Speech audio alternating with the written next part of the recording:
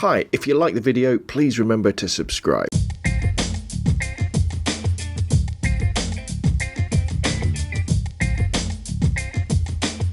Okay, so our first example is in the car. You can see here's the Zoom H1 just down here.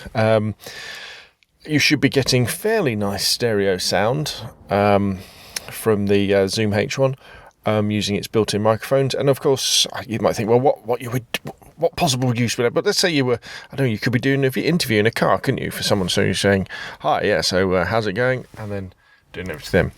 Again, when you're using the microphone in the handheld format like I am here, it's quite important that you try and hold it fairly still. Trying really hard not to shuffle your hand around, because if you do, you'll start getting all sorts of crackles and handling noises come in. And obviously you've got to try and keep the distance fairly steady as well, because obviously if we start getting too close, it's going to start getting a lot louder. As we start getting further away, that would sort of feel a bit odd too. And also if you move the mic around, we've got a stereo mic, so you're going to get a panning effect, which actually might be quite interesting in certain situations. So there we go, that's the Zoom H1 using the internal mics in the car. Let's head off into the big outdoors. Okay, so we're in a bit of a wooded area down at Stanley Park, down near Stokes Bay. Thought this might be a good idea. It's actually quite windy.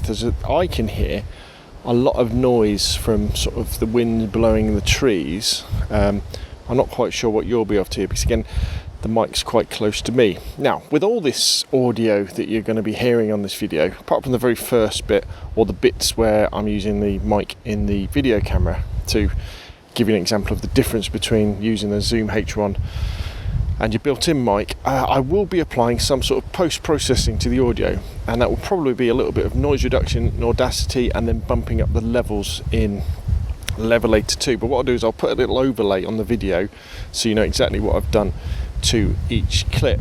Now, if you were watching this video and just wondering what it means, whether you can use the Zoom H1 to record things where you need higher audio fidelity, things like podcasts, I would say the answer is definitely yes, because I use it to record my podcasts and I think they sound great.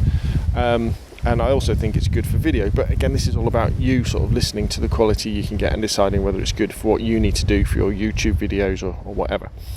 So what I'll do now is I'll set up the microphone on the floor or on a branch or something, and we'll just record some ambient sound so you get an idea of what that's like instead of my voice.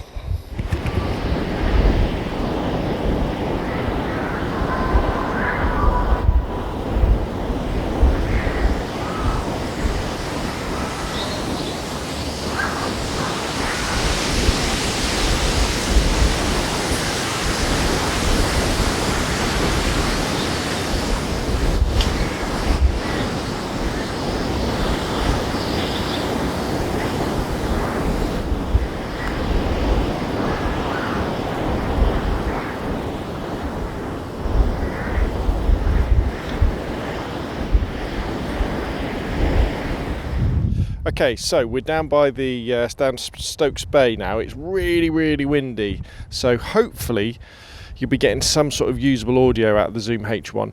When I compare this to the sound you'll get from the built-in mic in a minute after we've done this clip, you'll see probably how different it is. Now, what I've had to do is, because the wind is so strong, I've turned the input level right down on the Zoom H1, and I'm holding it obviously as close as I can to my mouth. Now, hopefully we're not clipping. Yeah, hopefully. I don't think we are, looking at the levels, but you should still be able to hear me, though I'd imagine there's probably quite a lot of wind noise as well. But again, I'm shielding. If I turn around into the wind, we're probably going to start getting loads of wind noise now. There we go. Again, the funny thing about wind noise is it's not that apparent to me standing here and listening to it, but mics, don't like it at all. Now, this is just an ordinary foam wind sock. You can get the furry ones, which apparently work a lot better, but this is the one you get in with the accessory kit if you buy it with the Zoom H1. Okay, let's move down onto the beach and see what we get down there. Okay, so we're down by the Stokes Bay now. It's really, really windy, so hopefully you'll be getting some sort of usable audio out of the Zoom H1. When I compare this to the, if I turn around into the wind, we're probably going to start getting loads of wind noise now. There we go. Again, the funny thing about wind noise is it's not that apparent to me standing here and listening to it, but mics, you know, don't like it.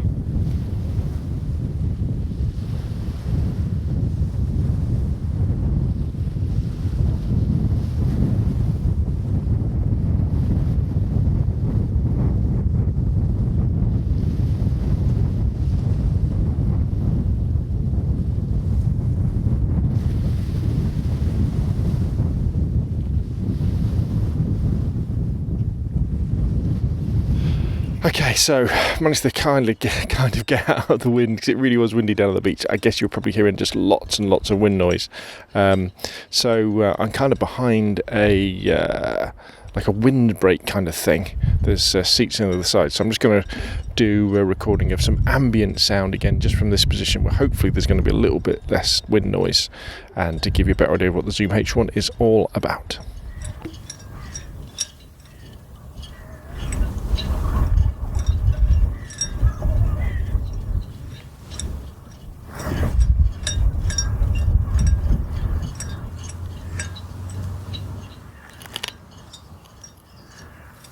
So there we go, that's the field trial of the Zoom H1 handy recorder. What do you think? Is it good enough? I must admit, we've probably been in quite difficult conditions because we were out down by the beach and it was very, very windy. It's a little bit quieter in here, so this should sound quite a lot better. So there we go, should be getting nice stereo sound. And again, the trick with the Zoom H1, because it doesn't have any isolation to the mics, hold it very, very still indeed, or if you can put it on a table or something, even better. My name's Rob from robnunphoto.com. If you like the videos, please subscribe, put some comments down below, and hopefully I'll see you again soon.